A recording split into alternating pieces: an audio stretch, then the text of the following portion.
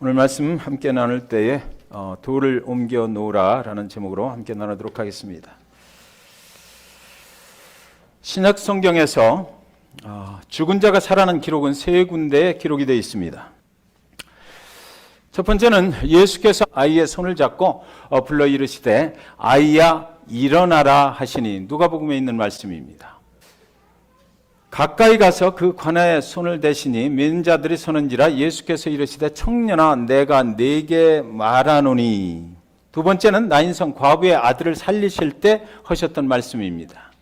그리고 오늘 본문 요한복음 11장에 나오는 나사로의 이야기입니다. 요한복음 11장 43절에 보면 이 말씀을 하시고 큰 소리로 나사로야 나오라 부르시니 이렇게 되어 있습니다. 여러분들 저 파워포인트를 좀 자세히 보시기 바랍니다. 해당장 야이로의 딸이 벌써 죽었는데 예수님이 그를 살려내실 때 하신 말씀은 청년아 부르시되 아이야 일어나라 하셨습니다.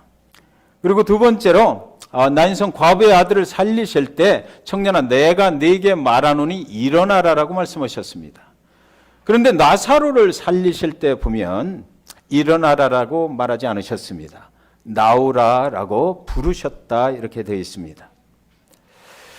예수님은 이 케이스가 모두 이 세 케이스가 모두 죽은 것이 아니라 잠을 자고 있다라고 미리 선언을 하십니다. 죽음은 모든 것의 끝을 말하는 것이죠. 잠을 자고 있다라는 것은 잠은 깨어나면 일어설 수가 있다라는 것입니다. 그래서 오늘 두 케이스를 보면 잠을 자고 있기 때문에 일어나라 일어나라 말씀하셨습니다. 그런데 마지막 케이스에 보면 나사로야 나오라 그러셨습니다. 잠을 자고 있었고 그리고 완전하게 죽어버린 상태에서 깨어내는 일어나라라는 말이 빠지고 그리고 그냥 걸어 나오라 이렇게 말씀하셨습니다.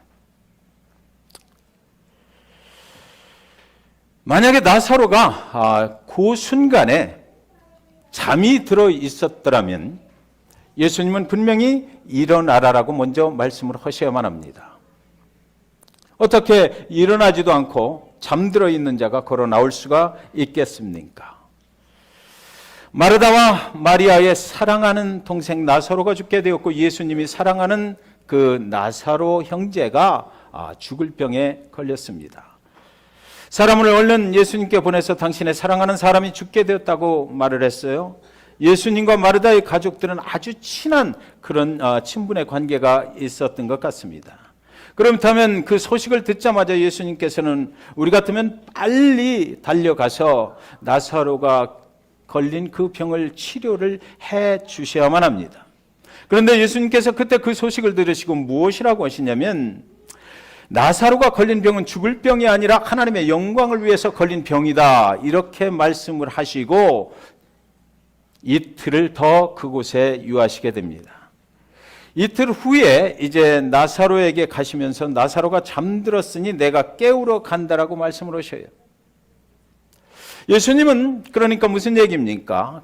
나사로가 완전히 죽을 때까지 기다리고 계셨다라는 얘기가 됩니다. 그 후에 이제 깨우러 가시는 길에 제자들이 그럼 깨우러 가면 그 나사로가 잠들어 있는 겁니까? 그럼 가서 그냥 깨우면 되겠네요. 이렇게 얘기를 하니까 아니다. 나사로는 이미 죽었다라고 예수님이 완전하게 죽은 것을 선언을 해버립니다. 완전하게 죽을 때까지 예수님께서는 이틀을 더 기다리셨다는 것이에요. 세상에 무슨 의사가 죽을 때까지 기다렸다가 고쳐주겠다고 하는 사람이 어디 있습니까? 그런데 그것을 예수님은 이미 알고 계셨던 것 같아요. 그러니까 지금은 죽은 나사로를 향해서 가고 있는데 이제 완전하게 죽을 때까지 기다렸다가 제자들과 함께 그곳에 가시는데 인간이 생각할 때 도저히 가능성이 없는 그런 상태까지 기다리셨다가 가시는 것입니다. 마르다가 예수님께 나와서 예수님이 좀 일찍 오셨으면 나사로가 죽지 않았을 텐데 왜 이렇게 늦게 오시는 것입니까? 라고 원망과 한탄을 쏟아놓습니다. 예수님이 마르다에게 나사로가 살 것이다 라고 걱정 말라라고 말씀을 하십니다. 마르다가 그건 나도 압니다. 우리가 죽고 나면 이 땅의 생을 마치고 영원한 천국에 갈 때 그때 부활하게 되는 것은 나도 압니다라고 그렇게 말을 합니다. 천국에서 우리가 다시 살아날 줄은 나도 압니다라고 말해요. 그때 예수님께서 아주 유명한 진리의 말씀을 하시게 되는 것입니다. 25절 26절에 예수께서 이르시되 나는 부활이요 생명이니 나를 믿는 자는 죽어도 살겠고 무릇 살아서 나를 믿는 자는 영원히 죽지 아니하리니 이것을 네가 믿느냐. 아멘. 여러분 다 믿으시죠? 이렇게 물으니까 마르다가 그러면요, 여러분들이 아멘 하신 것처럼 그도 그렇게 대답을 했습니다. 그러더니 예수님께서 동생 마리아를 데려오라고 말씀해서 마리아가 예수님 앞에 와서 또 똑같은 소리를 하는 거예요. 조금만 일찍 오셨으면 동생 나사로가 죽지 아니하였을 텐데요. 어째 이렇게 늦게 오시는 것입니까? 그곳에 가보니까 많은 조문객들도 울고 마리아도 울고 마르다도 옵니다. 마르다도 믿기는 믿었는데 아멘하고 대답은 했는데 정말 그 상황이 자기 현실에 부닥치니까 그것을 믿을 수가 없었던, 받아들이기가 어려웠던 것 같습니다. 신앙의 고백은 있었지만 그 고백한 대로 살지 못하는 상황을 성경은 기록해 놓고 있는 것입니다. 너무나 슬펐기 때문에 그랬던 거예요. 너무나 그 상황을 받아들이기가 힘들었기 때문에 그랬던 것 같습니다. 드디어 예수님께서 나사로가 묻힌 무덤에 이르렀습니다. 무덤 앞에서 주님은 39절에 보면 예수께서 이르시되 돌을 옮겨 놓으라 하시니 그 죽은 자의 누이 마르다가 이르되 주여 죽은 지가 나흘이 되었음에 벌써 냄새가 나나이다 이래요. 당시 유대인들의 관습에 따르면 죽은 자가 3일 동안은 이 땅에서 그 영혼이 떠나지를 않는다라고 그들은 믿었습니다. 그래서 3일이 되면 그 영혼과 육신이 분리가 되어서 영혼이 이미 이제 떠나버린다 생각을 했던 거예요. 그래서 나흘째가 되면 그때 완전한 죽음을 맞이했다라고 선언을 해버리게 되는 것이죠. 그러니까 요즘 같으면 의사 선생님이 사망 선고를 할 때 그냥 그 자리에서 호흡이 끊어졌다라고 사망 선고를 하는 것이 아니고 산소호흡기를 뗐다고 그래서 사망 선고를 하는 것이 아니고 그 사망 선고는 3일 후에 나흘째 되는 날 아침에 했다라는 것이죠. 그러니까 나흘이 됐다는 이야기는 완전히 죽었다라는 이야기고 이제 가망이 없다라는 이야기고 어느 누구도 그를 손댈 수 없다는 이야기고 나흘째부터는 벌써 육신이 썩기 시작해서 냄새가 나기 시작하는 그런 시간이다라는 것입니다. 이제 모든 소망은 끝나버렸다는 것이에요. 그런데 놀랍게도 그때 예수님이 이렇게 명령합니다. 돌을 옮겨라 라고 말해요.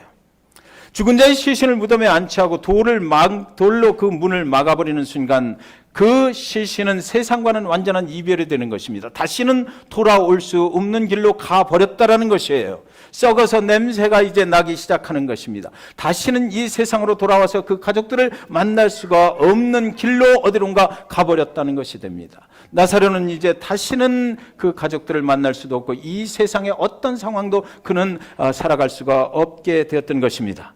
그런데 예수님이 그곳에 가셔서 그 무덤 앞에서 돌을 옮기라라고 말씀하십니다. 예수님께서 하나님의 아들이신데 그분께서 돌을 옮기실 수도 있습니다. 그분 스스로 돌을 옮기실 수도 있고 만약에 나사로를 여러분들이 다 알고 계신 것처럼 살려내시는 그런 능력의 예수님이시라면 예수님께서 직접 나사로에게 내가 문을 열고 나와라라고도 말씀을 하실 수도 있고 예수님께서 큰 소리로 부르짖으셔서 돌문아 떨어져 나가라라고 하실 수도 있습니다. 그런데 예수님께서 오늘 말씀하시기를 너희들이 저 돌을 옮겨라 그럽니다. 너희가 막았으니까 너희가 옮겨라라고 말씀하셔요.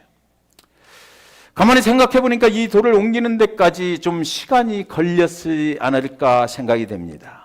아마 많은 사람들이 이게 뭔 일이야. 이미 소망은 끝났습니다. 다시는 열어서 안 되는 것입니다. 저 육신은 지금 썩기 시작했습니다. 만약 돌문을 열어버리면 그 썩는 냄새가 진동을 해서 우리가 차마 볼 수가 없을 것입니다. 라고 열지 마십시오라고 그렇게 말했을 것 같아요. 인간의 계산으로는 안 된다라는 것입니다. 저 죽은 자는 이미 죽은 것이고 이제 끝났다라고 하는 것이에요. 내가 생각하니까 예수님 그렇게 하셔도 그것은 너무 도가 지나치신 것입니다 라고 말하는 것입니다.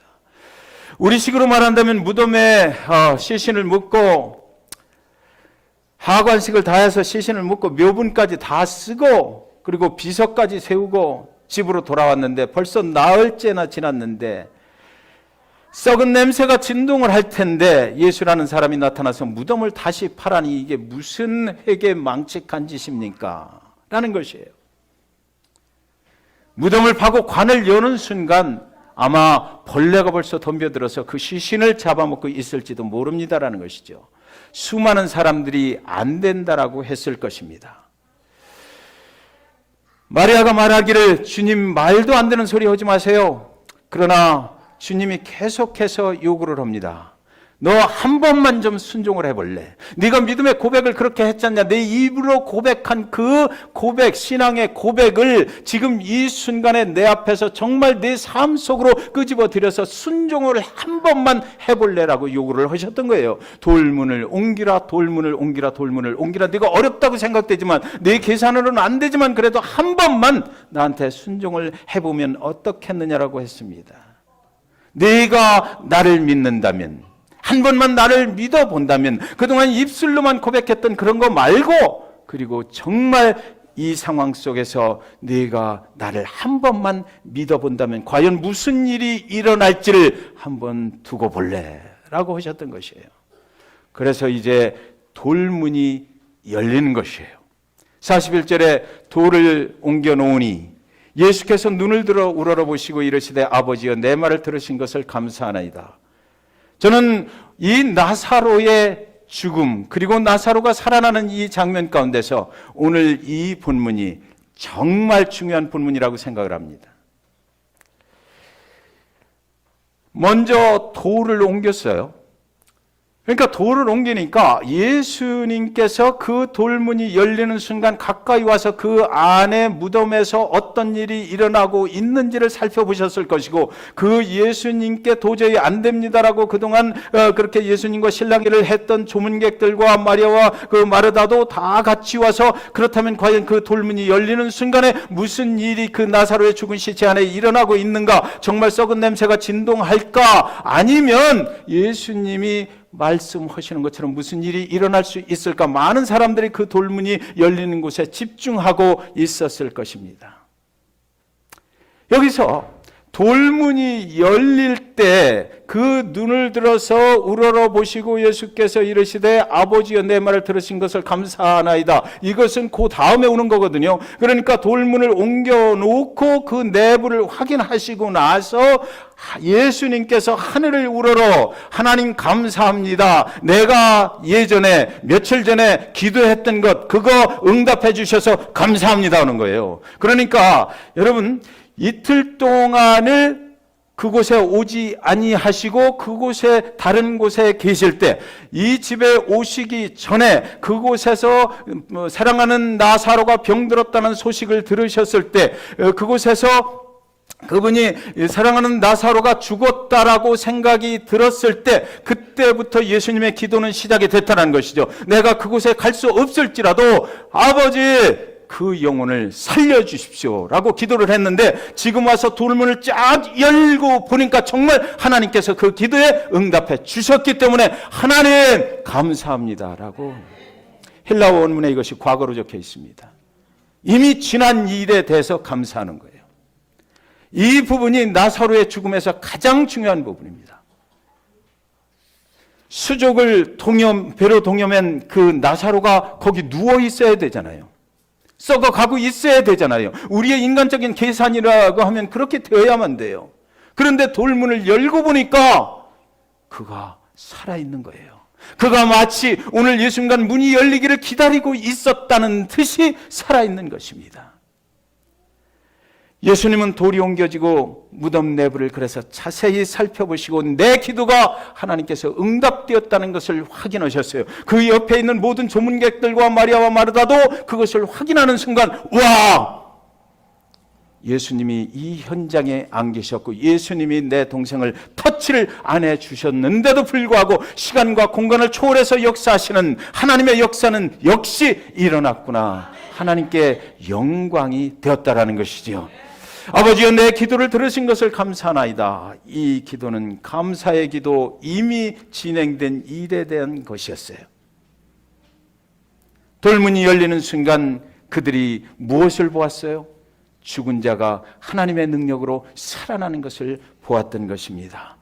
돌문이 열리는 순간 조문객과 마르다와 마리아도 주님께서 말씀하셨던 이 병은 죽을 병이 아니라 하나님의 영광을 나타내기 위한 병이랐던 것을 그 상황 속에서, 그 현장에서 확인할 수가 있었던 것입니다.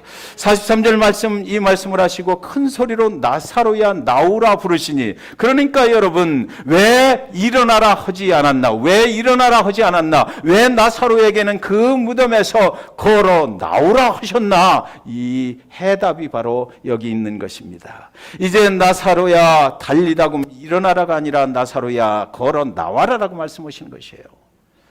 이는 이미 살아있어서 스스로 걸어 나올 수 있는 상태가 돼 있는 사람에게 하시는 말씀인 것입니다. 그는 이미 살아있었기 때문에 일어나라고 할 필요가 없었던 것이에요. 나사로는 이제 수족의 베옷을 입은 채로 무덤을 벗어나서 가족과 세상으로 돌아옵니다. 무덤에 들어가고 문을 닫아버리는 순간 세상으로 다시는 돌아올 수 없었던 한 인간이 이제 하나님의 능력으로, 부활의 능력으로 예수님께 예수님의 기도의 응답으로 인해서 살아나와서 가족들에게 돌아가게 되었던 거예요. 그때 사람들의 생각이 돌문을 여는 순간 수족의 베옷을 입고 있는 나사로가 마치 기다리기나 했다는 듯이 예수님의 나오라 하는 소리를 듣고 나올 때 기분이 어땠을까요? 저와 여러분이 그 무덤 앞에 서 있었다면 과연 이게 상상이 되는 소리입니까? 어떤 사람은 아마 수족으로 꽁꽁, 수족의 그 베옷으로 꽁꽁 묶어맨 그 모습을 보고 이게 귀신이 아니냐라고 도망갈 수도 있었을 거예요. 사랑하는 여러분, 주님께서는 그날 두 가지의 명령을 하셨습니다. 첫째 명령은 무덤을 막는 돌을 치우라고 하셨어요. 부활의 능력을 막고 있는 돌을 없애라는 것입니다. 저와 여러분의 인생 가운데서 예수님께서 저와 여러분의 삶을 부활의 능력으로 인도하시기 위해서 십자가에 죽으시고 고난받으시고 그리고 희생하시고 3일 만에 다시 부활하셔서 너희도 이렇게 살리라라고 말씀하셨고, 천국에 가서 부활하는 것뿐만 아니라 이 땅의 삶도 너희가 나를 믿으면 그렇게 부활하는 생명으로 살게 되리라라고 내가 너희를 그렇게 축복하느라고 말씀해 주셨는데도 불구하고 왜 우리의 삶 속에 그 부활의 능력으로 살지 못하고 있는가? 그 부활의 능력을 막고 있는 돌을 우리 자신 속에서 제거해 내야 된다라고 말씀하시는 것입니다. 하나님을 믿는다 하면서도 정작 믿지 못하는 의심을 치워버리라는 것이에요. 하나님보다 인간적인 생각이 앞서는 그 돌을 치워버리라는 것입니다. 하나님의 기적이 내 인생에 일어나는 것을 막고 있는 인간적인 그 계산 제발 하지 말라는 것이에요. 그래야 부활의 능력이 여러분의 삶을 인도해 갈 것이다라는 것입니다. 이 세상에 인생을 살다가 장애물을 만났을 때 그 장애물을 어떻게 하나님이 무슨 능력으로 치유한단 말인가? 이미 죽어서 나흘이나 지났는데 냄새나고 썩어가는데 모든 것이 끝났다. 내 인생 이제 더 이상 바랄 것 없다. 내가 이렇게 된 것은 내 실수요, 내 인생, 내 운명, 이런 탓을 하지 말라는 것입니다. 하나님을 믿으려면 죽은 고난만 믿지 말고 부활의 능력도 믿으라는 것이에요. 그 부활의 능력을 막고 있는 그 돌을 치워버리라는 것입니다. 여기서 하나님께서 이미 응답하신 결과를 내 삶 속에 나타내느냐 아니냐가 결정이 된다는 것이죠. 여기서 결정이 되는 거예요. 우리가 기도하면요, 자, 여러분 이 말씀은 정말 중요한 말씀입니다. 신앙생활 가운데 부활의 능력으로 승리하시길 원해서 제가 이 말씀 특별히 선물로 준비했습니다. 자, 우리가 기도하면 하나님은, 오늘 말씀 잘 보세요. 하나님은 우리가 기도하는 순간에 이미 응답하셔요. 우리가 기도하는 순간에 이미 응답하셔요. 그 나사로의 죽은 무덤 앞까지 가시기 전에 이미 하나님은 예수 그리스도의 기도에 응답하셨잖아요. 그죠? 그런데 문제는 그 하나님의 응답이 정말 내 삶 속에 응답으로 들어오려면 필요한 것이 있다는 것이에요. 그것이 뭐냐 그러면 그 응답을 믿지 못하는 돌을 치우라는 것입니다. 그걸 치워버리라는 것이에요. 의심하지 말고 순종해야 된다는 것입니다. 회개할 것이 있으면 회개하라는 것이에요. 교만하지 말고 겸손하게 하나님이 응답하심을 믿게 되면 그 부활의 능력이 그대로 우리의 삶 속으로 들어온다는 것입니다. 응답하십니다. 그것도 우리의 순종을 요구하십니다. 그리고 그 응답의 결과를 순종하는 자의 삶 속에 나타내 주신다고 합니다. 우리는 대개 기도해요. 하나님께서 응답하실 것을 믿고 기도해요. 그런데 정작 하나님께서 그때 성령의 음성을 통해서 내 삶 속에 내가 이런 도를 좀 내 삶 속에서 치워야 되겠다라고 말씀하실 때 그것을 세상의 계산으로 안 치우려고 그러거든요. 이것을 좀 치우고 나만 믿고 오직 나만 믿고 순종했으면 좋겠다. 그러면 내가 그 결과를 보리라 하시는데도 불구하고 하나님은 이미 응답하시고 예배하시고 준비하셨는데도 불구하고 그걸 안 하려고 그러기 때문에 내 삶과 기도의 응답이 별도로 간다는 것입니다. 그 부분 치우라 하는 것을 치워야 돼요. 어떻게 하느냐고요? 기도하면 알 수 있어요. 성령께서 예리한 음성으로 기도할 때 알려주십니다. 그 부분을 치우라 그럴 때 우리의 계산으로 하지 마시고 우리가 안 된다고 생각하지 말고 이미 썩은 인생 어떻게 다시 복구할 수 있나? 이미 썩어버리고 냄새나는 인생, 이미 망가진 인생 어떻게 다시 회복한단 말인가? 이런 생각을 치워버리라는 것입니다. 그랬을 때 우리의 기도의 응답이 그대로 우리 삶에 적용되는 것 믿으시기 바랍니다. 두 번째로 세상에 매인 것을 풀어버리라는 것입니다. 44절에 죽은 자가 수족을 배로 동인 채로 나오는데 그 얼굴은 수건에 쌓였더라. 예수께서 이르시되 풀어놓아 다니게 하라 하시니라.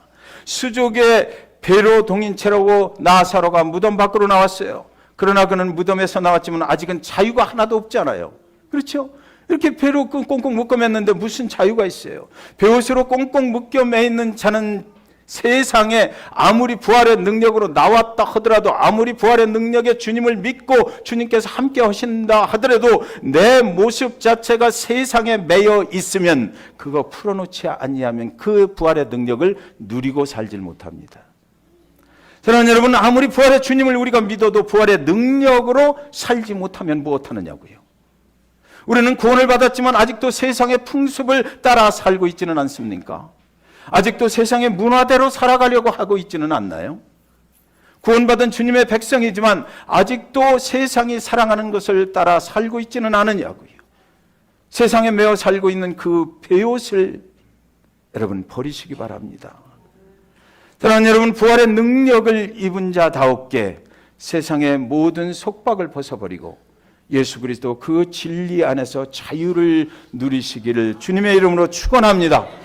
여러분, 개미 중에 전부개미라는 개미가 있다라고 그래요.